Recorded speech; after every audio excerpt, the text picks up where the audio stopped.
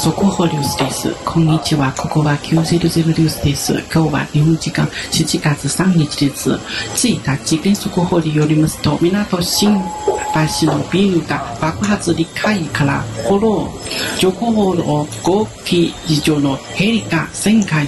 港新橋は3丁目2番、無事幸い町駅や新橋駅の付近で爆発が発生した消防車が集結しています。2階から炎が上がっており、怪我人が複数人数発生しているようです。この事件について東京消防署によりますと、港区新橋3丁目2番で3日午後3時15分頃、爆発音が広く拡散した。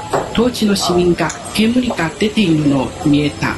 当時の警察によりますと、合わせて4人怪我をしました。4人のうちに付近で飲食店の店員2人です。付近の報道者2人です。今までこのことについて詳しく調べています。